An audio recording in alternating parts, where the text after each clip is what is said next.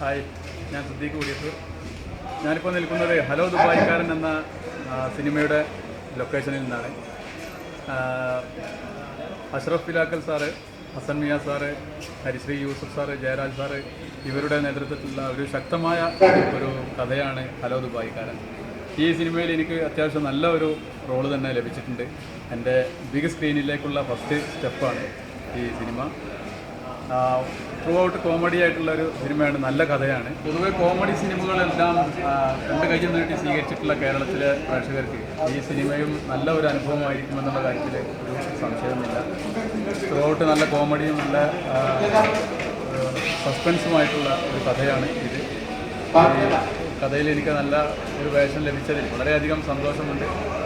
ഈ സിനിമ നിങ്ങൾ പ്രോത്സാഹിപ്പിക്കണം, ഈ സിനിമ എല്ലാവരും കാണണം, വിജയിപ്പിക്കണം എന്ന് പറയുന്നത് എല്ലാവർക്കും